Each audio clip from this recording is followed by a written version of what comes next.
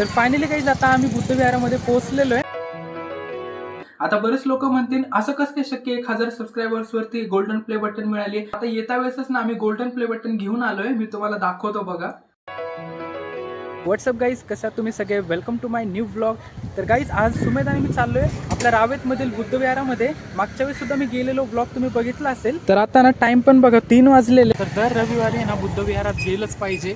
त्यामुळे आज वेळ पण भेटला. तरी 3 ते 5चा वर्ग असतो विहारात. आम्हाला थोडा लेट झाला निघण्यासाठी. पाऊस आलेला, जाऊ लवकर. पावसामुळे थांबलो होतो. आता छान ऊन पडले, लगेच निघू, जास्त लेट नको करायला. चल जाऊ.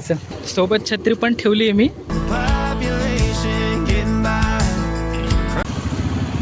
बराच वेळ झाला इथे आम्ही अडकलो ट्रॅफिकमध्ये.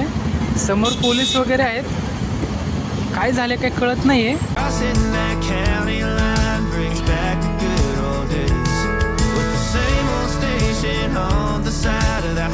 तर फायनली काही आता आम्ही बुद्धविहारामध्ये पोहोचलेलो आहे. आता आतमध्ये जाऊयात. आणि टाइम पण बघा 3:30 वाजले ते एक्झॅक्ट. जाऊयात आतमध्ये.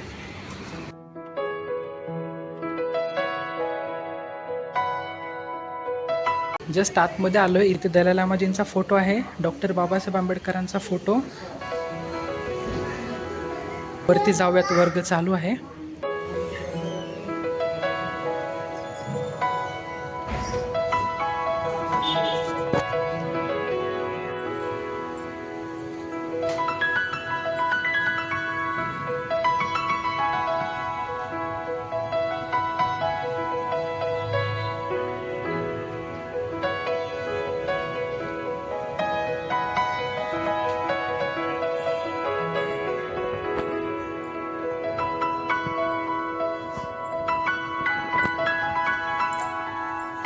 कोई मित्रगण होते हैं, उसके विचार भी चलते हैं, शत्रु के विचार भी चलते हैं, और बहुत से बातें दिमाग में चलती रहती हैं। और ये फिजूल बातें हमारे जीवन का सार्थकता प्राप्त नहीं कराती।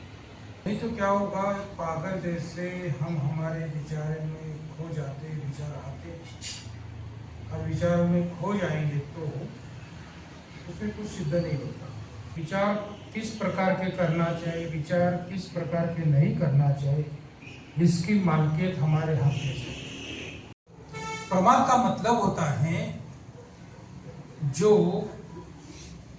बुराई को ज्यादा महत्व देने वाला, शील को महत्व नहीं देता, वाणी के कुशलता को महत्व नहीं देता, कायिक वाचिक मानसिक जो भी है प्रमाद करता है। मतलब बुरे रास्ते पे जाने के लिए उसका चित्त ज्यादा प्रवृत्त होता है, उसको कहते हैं प्रमादी। प्रमोद भी नाम होता है ना, प्रमोद। अगर प्रमोद बुरे रास्ते पे जा रहा है तो प्रमोद हटा दो, प्रमादी रखो उसका नाम। प्रमादी का मतलब बुरे रास्ते पे जाने वाला। प्रमाद, बुद्ध ने कहा प्रमादो मच्छुरो कदम। ऐसा प्रमाद करते रहेंगे तो आपके जीवन में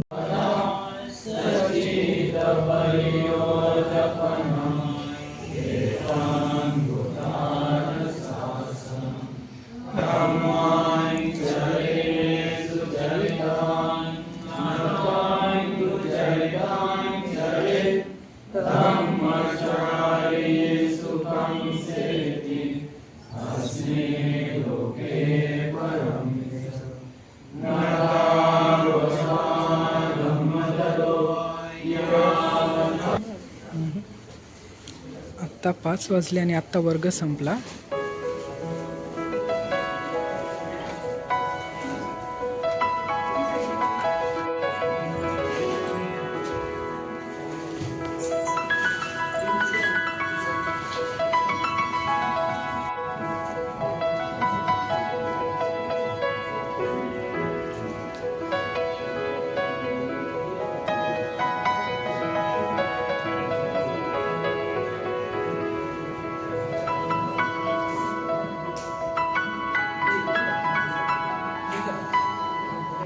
वर्ग झाला. आता इथून निघतो आम्ही घरी जाण्यासाठी.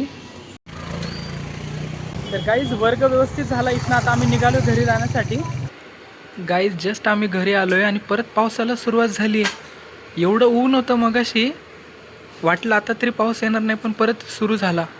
तुमच्याकडे पाऊस येतोय का नाही आम्हाला कमेंटमध्ये नक्की सांगा, कारण आमच्याकडे ना एवढा नॉनस्टॉप पाऊस चालू आहे. फक्त थोडंफार ऊन येतं, लगेच निघून पण जातं. तर गाईज आता जस्ट आम्ही ना बुद्धविहारामधनं आलोय आणि येता येता वेळेसच ना एक काम होतं ते करूनच आलोय आणि मी सोबत ना आपली गोल्डन प्ले बटन घेऊन आलेलो, मी तुम्हाला दाखवतो. आता बरेच लोक म्हणतील असं कसं काय शक्य 1000 सबस्क्रायबर्स वरती गोल्डन प्ले बटन मिळाली. आता येता वेळेसच ना आम्ही गोल्डन प्ले बटन घेऊन आलोय, मी तुम्हाला दाखवतो बघा. ही थोडी बॅक साईड आहे, तुम्हाला यावरनं लक्षात आलं असेल. आता बघा. तर गाईज तुम्ही बघितली का, ही आहे आपले गोल्डन प्ले बटन.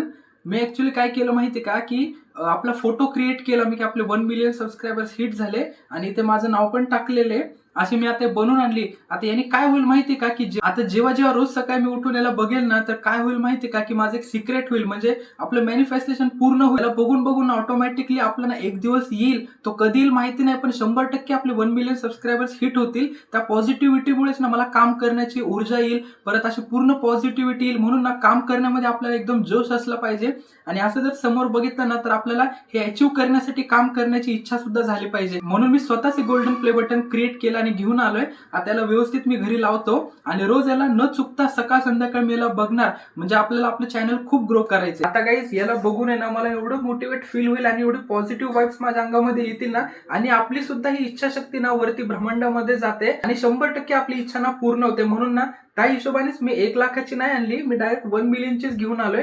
आता मी बघतोय जागा व्यवस्थित शोधतोय कुठे लावता येईल कुठे नाही. गाईज आता नेक्स्ट ब्लॉग मध्ये ना ती प्लेट मी कुठे लावणार आहे ते तुम्हाला दाखवतो. आता इथे ना बेसनाची पोळी बनवते करू ना, तिला मी मदत केली. बघा कांदा कसा कापून दिला एकदम बारीक. आता सर्व मिश्रण आपण याच्यामध्ये टाकून घेऊ.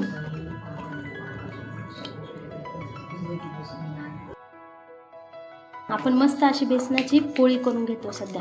किती बनतील पण? एकच बनतील मला वाटतंय. नाही 2 बनतील छोट्या छोट्या. झाली की परफेक्ट झाली उलट. आजचा ब्लॉग ना तुम्हाला कसं वाटलं मला कमेंट करून नक्की सांगा. थोडं जरी आवडलं असेल ना तर एक लाईक करा. चॅनलवरती नवीन असेल सबस्क्राईब करायला विसरू नका. भेटूया तसेच एक नवीन व्हिडिओमध्ये. तोपर्यंत बाय बाय.